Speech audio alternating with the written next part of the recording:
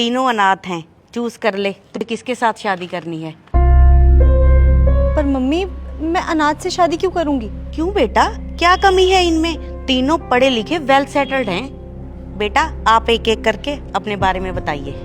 मेरा नाम करण है और मैं एक डॉक्टर हूँ। अगर आप मुझसे शादी करोगे तो मैं आपको ज़िंदगी में किसी चीज़ की कमी नहीं रहने दूँगा। हाय, मैं रोहन हूँ, मैं एक इंजीनियर हूँ। मैं भी आपको बहुत खुश रखूँगा। हाय, आई एम हर्ष। मेरा खुद का होटल है और अगर तुम मुझे चूज़ करोगी तो मैं तुम्हें पूरी दुनिया घुमाऊंगा। मुझे तो तीनों लड़के ही बहुत पसंद हैं। अब तू देख तुझे किससे शादी करनी है। मम्मी, होंगे ये इंजीनियर डॉक्टर, लेकिन इन सबका कोई परिवार नहीं है। सबके सब अनाथ हैं। और आप मेरी शादी एक अनाथ से क्यों करवाना चाहती हैं? क्योंकि बेटा तू ही तो ये चाहती थी।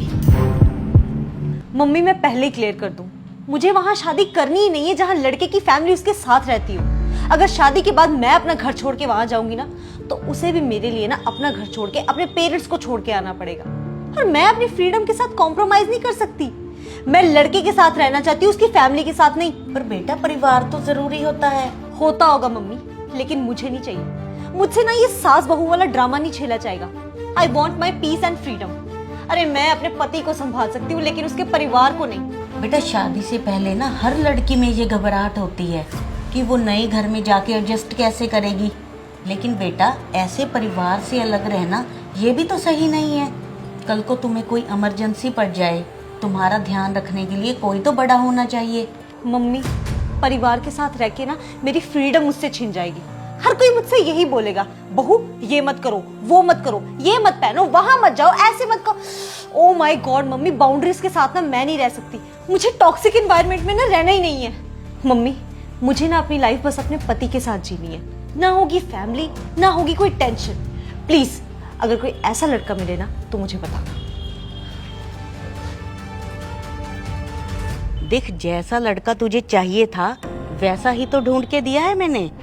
तू यही चाहती थी ना कि उसकी कोई फैमिली ना हो। देख इनमें से किसी की भी फैमिली नहीं है ना। अब तुझे कोई रोकने टोकने वाला, ये अपने काम पे चले जाएंगे। तू जैसा मर्जी खा, जैसा मर्जी पहन, पूरी लाइफ एंजॉय कर अपनी जैसे मर्जी।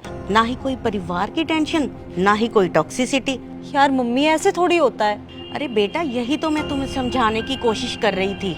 ये जो तुम लड़कियों ने ट्रेंड बनाया हुआ है ना कि हमें अलग रहना है, हमें परिवार के साथ रहना नहीं, हमें फैमिली नहीं चाहिए। तुम्हें अगर चुनना ही है ना लड़का तो अनाथालय से चुनो, क्योंकि उनके परिवार तो होते ही नहीं है। मैं तो सभी लड़की वालों के परिवार वालों से ना यही कहना चाहूंगी कि इधर उधर रिश्ता देखने की बजाय अपनी लड़कियों को यहाँ अनाथालय में लाएं, लड़का पसंद कराएं और शादी कर दें। परिवार की सिरदर्दी ही खत्म। ठीक है ना? यही करना चाहिए ना उन्हें। सॉरी मम्मी, मुझे ये बात रियलाइज़ हो चुकी है कि परिवार की क्या इम्पोर्टेंस होती है। अगर कोई मुझे मेरे माँ बाप से अलग करेगा और मुझे जो फील होगा वही सेम लड़के को भी तो फील होगा ना, जब कोई उसको उसके माँ बाप से अलग करेगा। अब मैं कभी भी जिद नहीं करूँगी आपसे परिवार को लेके।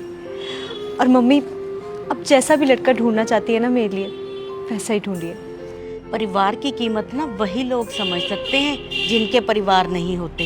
इन लोगों को देखो, ये बेचारे परिवार के लिए तरसते हैं।